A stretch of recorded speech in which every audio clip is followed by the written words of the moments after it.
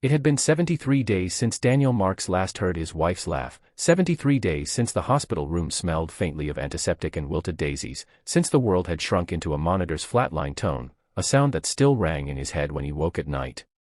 He wasn't a man who cried often. In fact, the last time had been when his father died 30 years ago, and even then he'd wiped his face quickly so his brothers wouldn't see.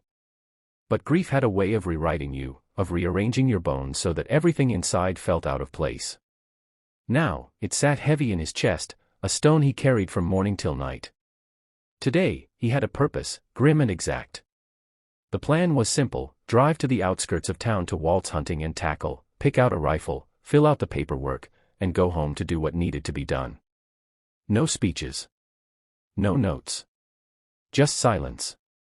It wasn't that Daniel wanted to die, he wanted the ache to stop, the emptiness to loosen its grip. Life without Claire was like standing in an abandoned house, the walls still there, but the warmth gone. The little bell above the gun shop door jingled as he stepped inside, the warm air smelling faintly of gun oil and coffee gone cold. Walt himself wasn't behind the counter. Instead, a younger guy, maybe mid-30s with a baseball cap, glanced up from his phone and said, "Be right with ya." Daniel nodded absently, his eyes scanning the racks of hunting rifles, the glass case of pistols, the shelves lined with ammo boxes in orderly rows. He walked slowly toward the back, where the bigger game rifles were displayed, and that's when he saw it, something so strange, Southwest out of place. He thought for a moment his mind was playing tricks. In the far right corner, half hidden behind a stack of dusty boxes, was a large steel cage, tall enough for a person to stand inside. And inside it was a woman.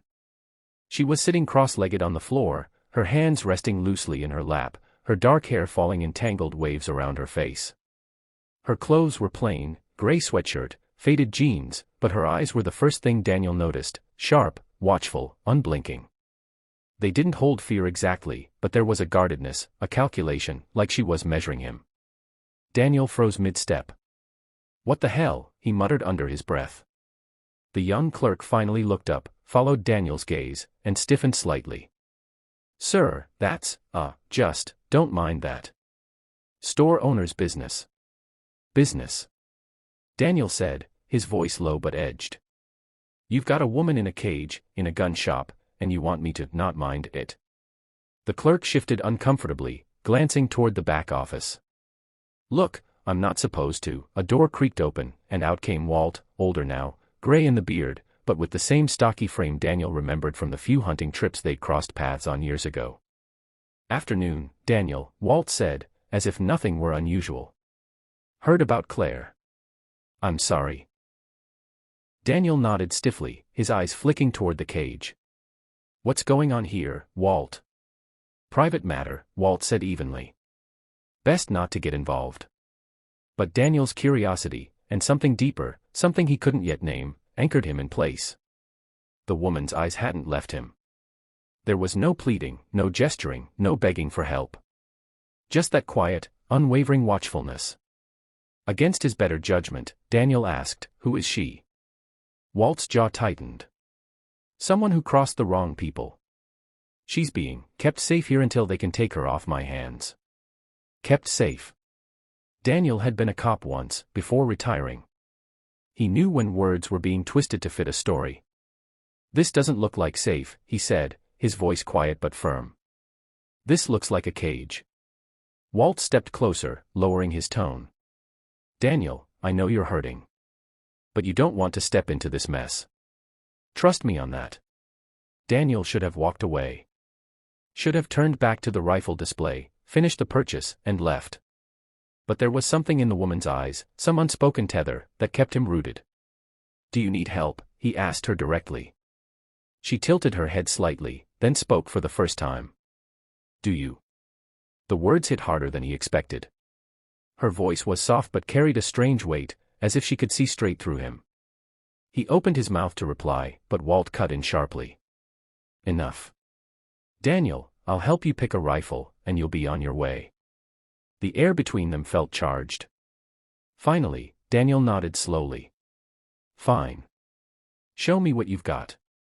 But even as he followed Walt toward the rifles, his mind wasn't on calibers or scopes, it was on the woman in the cage, the way her eyes seemed to reach into the hollow place inside him, and the uneasy feeling that maybe, just maybe, his reason for coming here today had already changed, Daniel didn't sleep that night. He'd left the shop with a rifle in the back seat, the paperwork done, the whole transaction neat and tidy. But the cage, the woman, the question she'd asked, kept playing in his head. "Do you need help?" It wasn't just the words, it was the way she'd said them, like she already knew what he'd planned for that rifle. The clock in his living room ticked loud against the silence, every second dragging him further from the numb certainty he'd walked in with. Claire had always been the one to stop him when his temper flared, the one to remind him of people's better sides even when they didn't deserve it. "You can't fix the world," she'd say, "but you can still be the reason someone believes it's worth living in." Daniel didn't want to believe in anything anymore, but now he couldn't shake the thought that maybe the woman in the cage didn't either, and maybe that was the point. By morning, the decision was already made. He loaded the rifle into the truck again, but this time with a different plan. The shop opened at 9, he was there at 8:30, parked across the street, watching. Walt's truck rolled up at 8:45, and the clerk arrived soon after. Daniel waited until Walt went inside before crossing over. The bell above the door jingled again, the smell of gun oil hitting him like déjà vu, back so soon. Walt said from behind the counter. "Rifle's not defective already, is it?" Daniel set the gun case on the counter, but didn't open it. "I need to see her again." Walt's face hardened. "Not happening." "Then I'll call the sheriff." "You think they'll believe you? You saw a cage. You don't know why she's there. Hell, you don't even know her name." Daniel stepped closer. "Then tell me."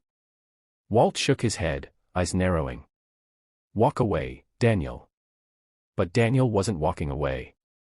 He'd spent his whole life serving the law, and maybe it wasn't perfect, but he knew when something was wrong. He glanced toward the back corner, the boxes were gone now, the cage in full view. The woman was standing this time, her hands gripping the bars loosely, her gaze locked on him as if she'd been expecting him. "Morning," she said softly. "Morning," he replied. "What's your name?" "Elena." Just a name, but it grounded her in his mind, made her more than just a strange figure behind steel. Walt's voice cut through the moment. "That's enough. She's not your problem." Daniel turned back to him. "She is now." The next few minutes happened faster than he'd planned. Walt stepped toward him, but Daniel was already moving, old instincts kicking in. He flipped the rifle case open, not to point the weapon, but to use the heavy case as a shield as he pushed past Walt toward the cage. The clerk shouted something, but Daniel barely registered it. Elena had already stepped back, giving him room. The lock wasn't complex, a cheap padlock.